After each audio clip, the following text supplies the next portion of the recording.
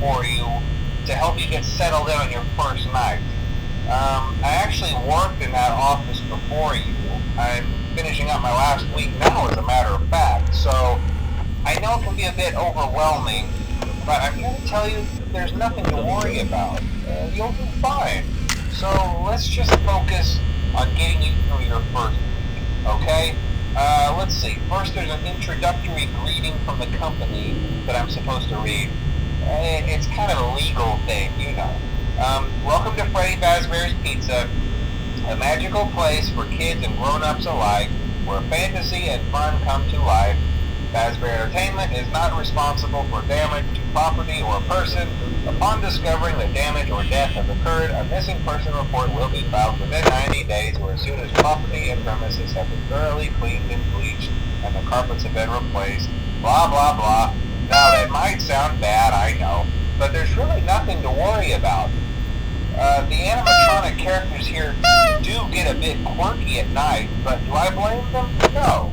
If I were forced to sing those same stupid songs for 20 years and I never got a bath, I'd probably be a bit irritable at night too. So remember, these characters hold a special place in the hearts of children and we need to show them a little respect, right? Okay.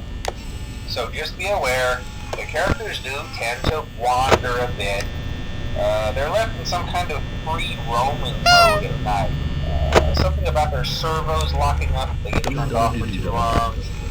They used to be allowed to walk around during the day too, but then there was the bite of 87. Yeah. It's amazing that the human body can live without the frontal lobe, you know? Now concerning your safety, the only real risk to you as a night watchman here, if any, is the fact that these characters, if they happen to see you after hours, probably won't recognize you as a person. They'll most likely see you as a metal endoskeleton without its costume on. Now, since that's against the rules here at Freddy Fazbear's Pizza, they'll probably try to forcefully stuff you inside a Freddy Fazbear suit. Now, that wouldn't be so bad if the suits themselves weren't filled with crossbeams, wires, and animatronic devices, especially around the facial area. So you can imagine how having your head forcibly pressed inside one of those could cause a bit of discomfort and death. The only parts of you that would likely see the light of day again would be your eyeballs and teeth when they pop out the front of the mask. Yeah, they don't tell you these things when you sign up. But hey, first station of the breeze. I'll chat with you tomorrow. Check those cameras and remember to close the doors only if absolutely necessary. Gotta conserve power. Alright, good night.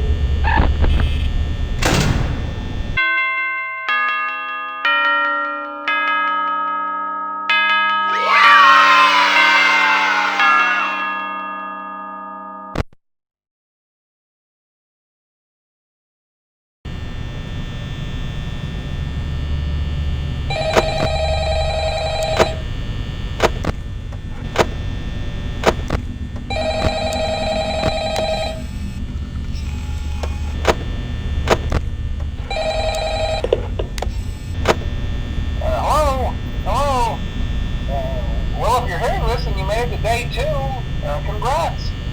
I won't talk quite as long this time since Freddy and his friends tend to become more active as the week progresses. It might be a good idea to peek at those cameras while I talk, just to make sure everyone's in their proper place, you know. Interestingly enough, Freddy himself doesn't come off stage very often. I've heard he becomes a lot more active in the dark, though, so hey, I guess that's one more reason not to run out of power, right? I also want to emphasize the importance of using your door lights. There are blind spots in your camera views, and those blind spots happen to be right outside your doors. So if you can't find something or someone on your cameras, be sure to check the door light. You might only have a few seconds to react. Not that you would be in any danger, of course. I'm not implying that. Also, check on the curtain in Pirate Cove from time to time. The character in there seems unique in that he becomes more active if the cameras remain off for long periods of time. I guess he doesn't like being watched. I don't know. Anyway, I'm sure you have everything under control. Talk to you soon.